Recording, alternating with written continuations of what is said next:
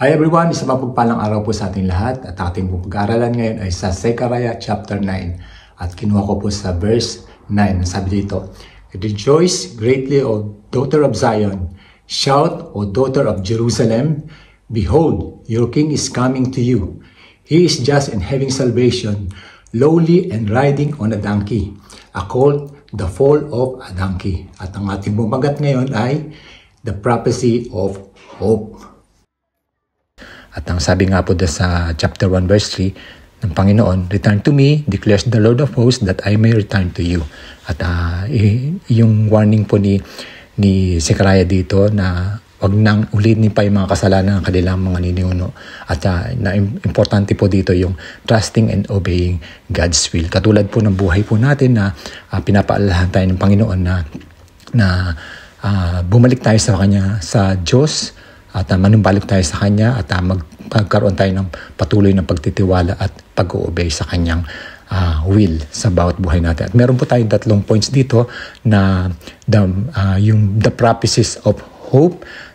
God's hope for His people is the hope of conversion, number 1. Number 2 points po natin is the hope of deliverance. And number 3 points po natin is the hope of freedom. So number 1 po is kinuha po natin do sa verse 7b, sabi niya dito, those who are left will belong to our God and become a clan in Judah, and Ekron will be like the Jebusites. And sabi niya rin po sa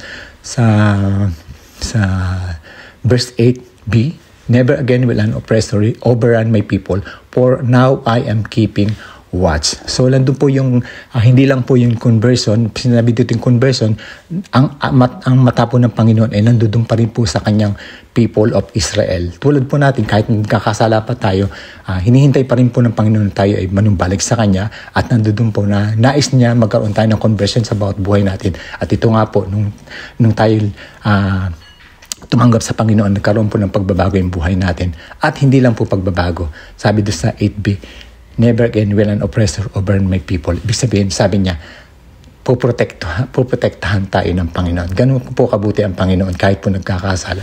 At yun po ang nakita niya sa bansang Israel. At sa buhay din po natin, sa bawat paglakad natin na tayo nagkakamali at nagkakasala, andun po yung nais ng Panginoon patuloy na magkaroon tayo ng conversion sa ating buhay. And number 2 points po natin is yung deliverance. Sabi niyo sa verse 9 to 10, ito po sa text natin, Rejoice greatly, daughter of Zion. Shout, daughter of Jerusalem. See you, your king comes to you, righteous and victorious, lowly and riding on a donkey, on a colt, the foal of a donkey. Ano po yung sinasabi dito ng Panginoon? Yung pong daladala ng Panginoon, yung salvation para sa buhay natin. At hindi lang po yung salvation, ang pinakita ng Panginoon dito, yung humility na kung titingnan po natin, sa halip na siya ay sumakay sa horse, bilang pagre-revenge sa mga kasalanan po natin, pinakita niya yung kababaan loob. At ang pinapakita ng Panginoon po dito, yung halimbawa ng kanyang pagiging humble na po, na tayo ay mga mananampalataya ng Panginoon, ganun din po ang dapat natin ipakita sa ating mga kapwa para tayo makawin ng soul. Ano po? And then yung pong sinasabi dito din po na yung it brings peace. Yung dinala ng Panginoon po sa atin, it brings peace. So tayo po mga nananampalataya, tayo po nakakilala sa Panginoon, at tayo po sumusunod sa Kanyang salita. Ang bibigay po natin sa papakita po natin ay yung peace. Ano po, pag tayo po ay meron pong nakasamaan ng loob, tayo po yung gagawa ng paraan para tayo mapakita po natin na tayo ay hindi apektado, nandun po rin peace. At kahit sa mga problema po natin, kahit dumaan yung mga problema, andun po makikita po yung kapayapaan sa ating buhay. And number 3 points po natin is yung freedom, yung hope of freedom for His nation, for His mankind. Ano po? Sa freedom po, dito po makikita po natin sa verse 11 to 12 na He restores us. Nirestore tayo ng Panginoon, tayo tumanggap sa Kanya. At sabi nga niya po doon sa verse 12, Return to your fortress, your prisoners of hope. Even now, I announce that I will restore twice as much to you. And sabi nga po sa freedom, kasama din po ng freedom ay yung care ng Panginoon po sa atin. Sabi doon sa 15a, and the Lord Almighty will shield them. Andun po yung pagkikare ng Panginoon po sa atin.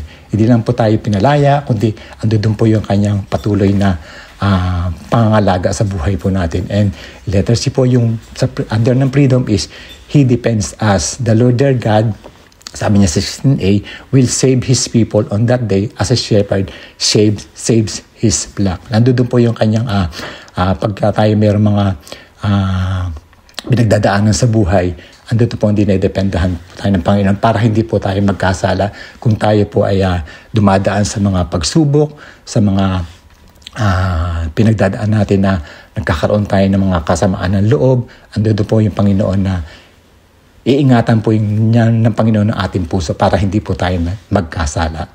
Amen po. So, ang aking pong conclusion dito is, Christ came and He established His kingdom by proclaiming peace on earth and goodwill towards all men. So, mangyayari lang po ito kung tayo po ay yung magtitiwala sa Panginoon at mag-obey tayo sa Kanyang will.